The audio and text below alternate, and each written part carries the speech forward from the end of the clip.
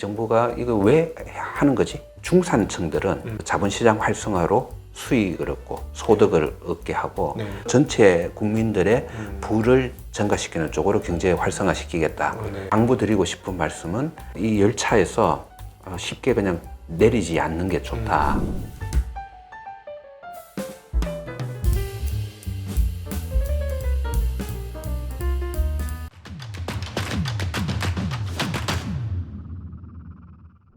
사실은 한국도 저는 간절히 바라는 게 뭐냐면 제가 주장하는 게 있어요. 불공정으로 해가지고 막 예를 들어 작전을 쳐가지고 네. 돈을 벌었다면 1억당 1년씩 살게 하자. 왜냐면 보통 연봉 1억 아니냐. 10억 작전 쳐서 벌었으면 10년 살고 100억 하면 100년 살아라. 막 저 이렇게 얘기하거든요. 근데 사실은 그 거래소가 발전하는 데 있어서 어떤 투명성 그리고 공정성, 불공정을 없애는 거 이거는 너무나 중요한 거죠. 그렇죠. 예. 굉장히 중요하고 그거는 그런 쪽으로는 사실은 어떤 정부도 역할을 해야 되는 쪽이고 예. 너무 거래소한테 다 그거를 저는 그런데 일본도 효과를 봤지만은 일본식으로 가자는 쪽은 사실은 또 아니거든요. 네네네.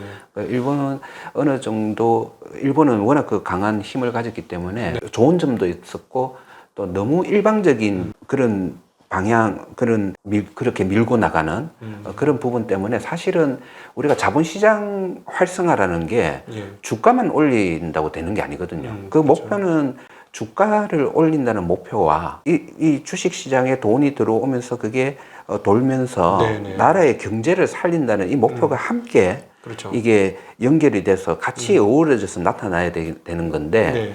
일본은 사실은 너무 주가를 올린다는 쪽으로만. 대로만 이게 너무 간 거는 좀 저는 안타까워요. 그래서 경제에 파생되는 효과를 다른 나라들보다는 좀 적게 본 것 같다는 그렇죠. 주식시장 생각이에요. 올랐음에도 불구하고 네. 시중 일반인들의 삶은 나아진 게 하나도 없는 것 같으니까. 전보다 나아졌겠지만 네. 예, 그렇게 많은 효과를 못 본 것 같아요. 그래서 우리나라는 정부는 정부의 기능 감독원에 대한 그 자본시장의 감시에 대한 이런 걸 가지고 거래소는 거래소 본연의 목표 그거를 가지면서 서로의 목적 같이 협력하는 그런 식으로 가는 게 가장 마땅하다. 그렇죠. 생각합니다. 예. 예를 들어서 지금 뭐 거래소가 활성화된다고 해서 막 주가 띄우겠다고 해서 작전 세력 들어오는 것도 오케이 주가만 띄워 뭐 이렇게 돼버리면 그러면 안 되죠. 예. 진짜 개판 나는 거잖아요. 네, 나중에 되면은 뭐 어중저중 다 들어와서 뭐 이게 물이 흐려져도 보통 흐려지는 게 아니고 네. 나중에 정말 진흙탕 돼가지고 아 여기는 거버넌스가 나쁜 것보다 더 나빠. 다 도적 소굴이야. 뭐 이렇게 네, 되면 네. 안 되는 거니까 그렇죠. 절대로 잘못하는 거에 대해서는 정확하게 잡아내가지고 다시는 그러지 못하도록 엄벌을 처하고 그래서 수지를 깨끗하게 유지하면서 그 대신에 시장을 활성화해서 네. 이 시장의 덕을 볼 수 있는 국가의 내에 있는 수많은 집단, 개인, 기업이 많이 생길 수 있도록 그래서 뭐 창업가 정신도 불러일으키고 그렇죠. 젊은이들 중에서 아이디어 좋은 사람이 돈은 없지만 여기서 돈 받아가지고 네. 미국 스티브 잡스가 차고에서 한 것처럼 정말 총명한 아이디어로 새로운 세상을 만드는 사람들이 막 발굴되는 그렇죠. 그리고 발굴의 어떤 진원지 발전소 역할을 해주는 게 거래소가 돼야 된다. 그렇죠. 그런 걸 위해서는 정부의 지원을 끌어내는 거를 거래소가 해야 되고 네. 일본은 약간은 아쉬운 거는 네. 정부가 너희들이 알아서 해. 처음부터 끝까지. 좀 네. 약간 이런 느낌이라서 실제로 이제 나라의 목표, 경제 활성화나 고용이나 네. 그런 투자 자금의 벤처 자금 유입 이런 것하고는 조금 이렇게 벗어나 있는 그런 느낌은 조금 네. 받아요. 예.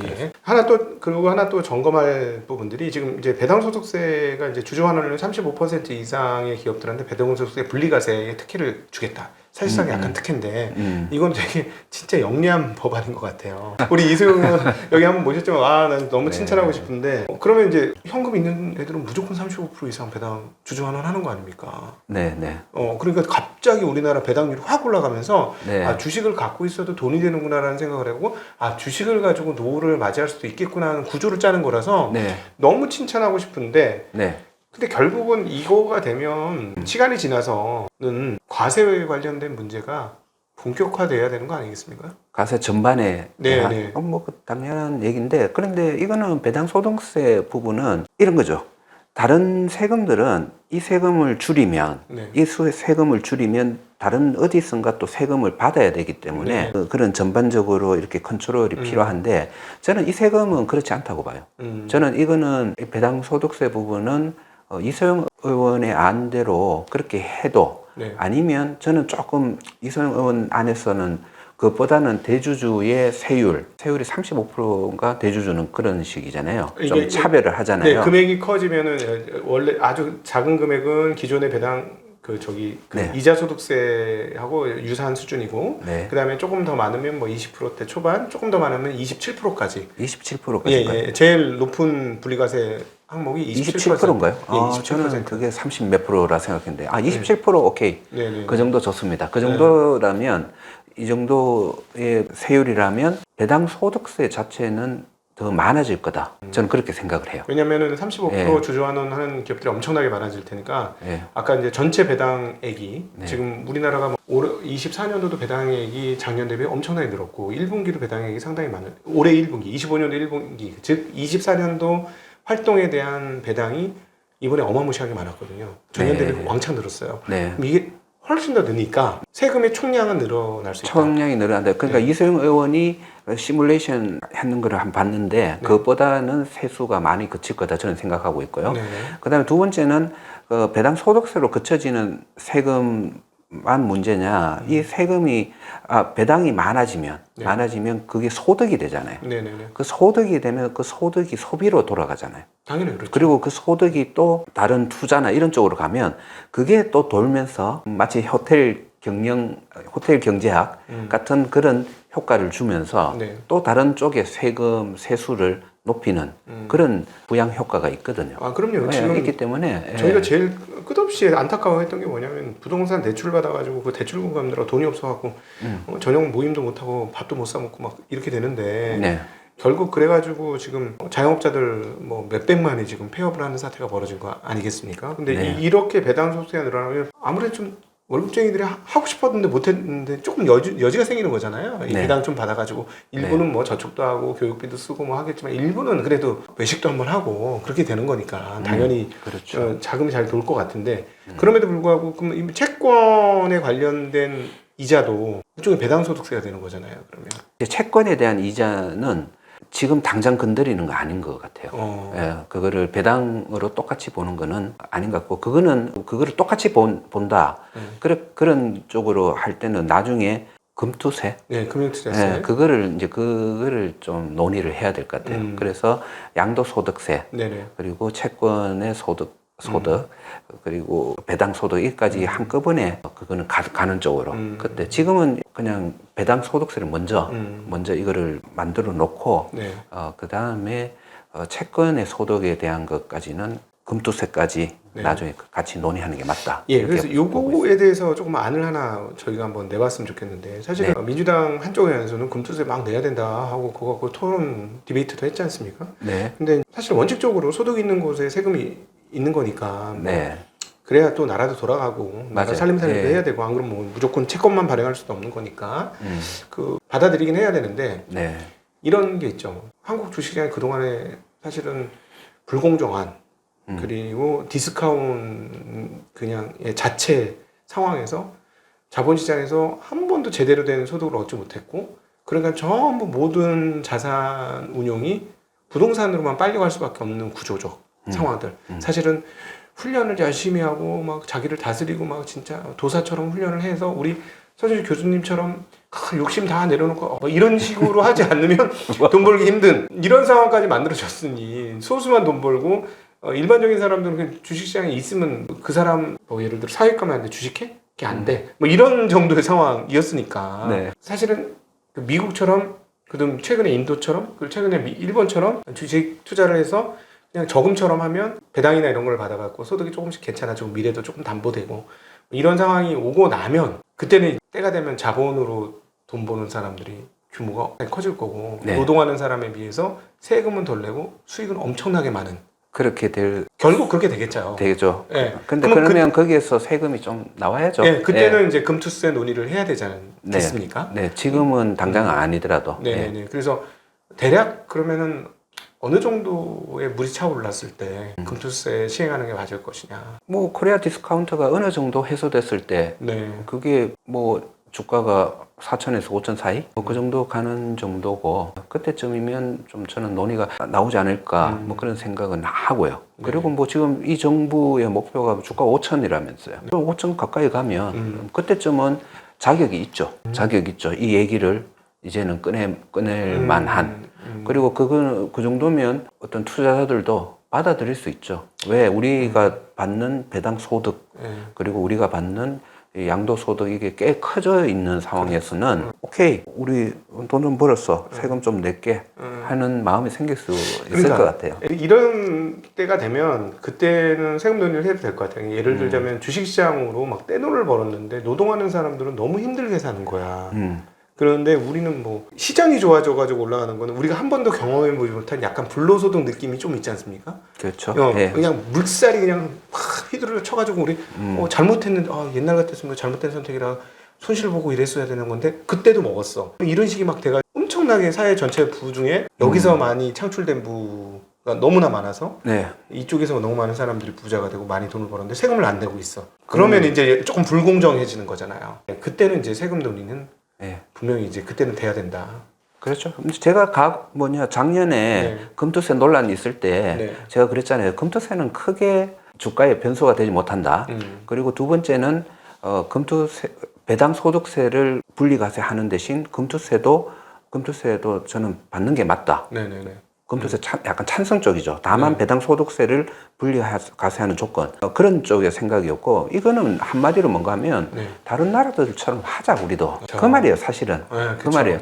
그래서 이게 글로벌라이제이션 그죠? 그렇게 되는 거는 결국은 금투세 배당 소득 분리과세와 금투세를 물리는 거 이거를 동시에 미국처럼 유럽처럼 그렇게 가는 게 궁극적으로는 맞지만 지금은 우선 정치 활성화 이게 동시에 하면 조금 부담이 정치가 활성화되는데 부담이 될 수 있으니까 먼저 이렇게 단계적으로 가는 게 맞다는 생각입니다. 진짜 냉정하고 조금 비판적으로 얘기를 해보면 한국의 주식시장이라는 게 일반 소득자들 그러니까 월급쟁이나 일반 서민들의 자산 증식 수단이 아니라 자산 수탈 수단이었다 라고 보는 게 맞을 것 같아요. 왜냐하면 수많은 뭐 쪼개기 상장, 유상증자 기업들은 자금 조달할 수 있는 창고가 열렸지만 개인들은 이 시장 들어가서 정말 날고 기는 정도 수준의 훈련이 되지 않으면 쪽쪽 빨리는 그래서 일반적인 관성으로 투자를 했다가는 결코 살아남을 수 없는 놀라운 난이도의 시장.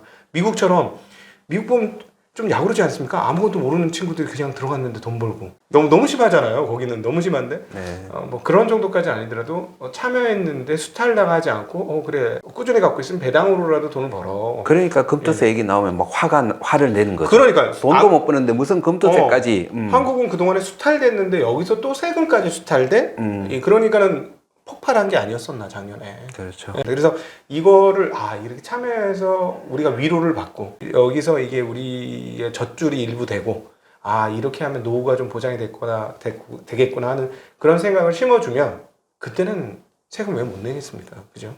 그렇죠. 그런 과정들이 좀 필요할 것 같습니다. 배가 부르면 그때는 세금 좀 내는 게 맞고 그리고 지금 이제 이 모든 과정을 지켜볼 때 지금 이 정부가 이제 하는 거를 이제 조금 이해를 하면 좋을 것 같아요. 이 정부가 이거 왜 하는 거지? 금융시장 활성화를 왜 하려고 하는 거지? 이거는 오로지 지금 경제 활성화라는 목표가 전제가 되거든요. 그래서 이 정부의 이 경제 정책이 어떨까라는 걸 이렇게 보면 중산층들은 그 자본시장 활성화로 수익을 얻고 소득을 얻게 하고 그리고 조금 하위 계층들은 기본소득의 개념으로 조금 소득을 메꿔지는 이런 식으로 해서 전체 국민들의 부를 증가시키는 쪽으로 경제 활성화시키겠다 이런 계획을 가지고 있는 것 같아요.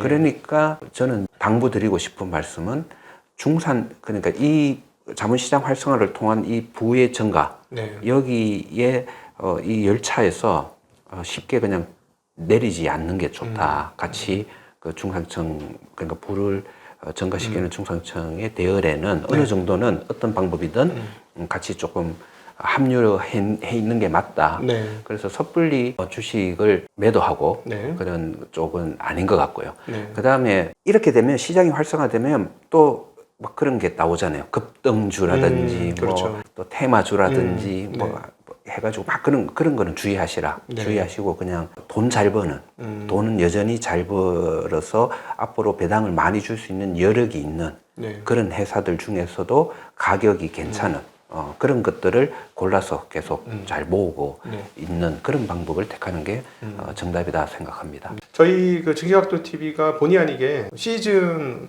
1을 끝내게 되었습니다. 시즌 1이라고 표현한 거는 언젠가 시즌 2가 있을 거라고 생각하기 때문에 시즌 1이라고 표현을 했는데 그렇죠? 사실은 우리 증시각도 TV를 빛내주신 여러분들이 있는데 가장 감사한 분 중에 하나가 저희가 월간이라는 단어를 저희가 처음 썼어요. 유튜브에서. 곳곳에 월간이 생기더라고. 그때 월간지가 엄청 많아졌어. 농담 삼아 그러지 그러니까 그렇게 해버리더라고 진짜. 그래서 이 월간 서준식이 정말 우리 저희 증시각도 TV를 아주 초롱초롱 빛나게 해주는 코너가 됐었는데 시즌 1 마치면서 소회 한마디 해주시면 그리고 뭐 증시각도 이 구독자분들한테 뭐 어떤 당부의 이야기도 한번 해주시면 좋을 것 같습니다. 뭐 너무 당부 얘기는 좀 전에 했잖아요.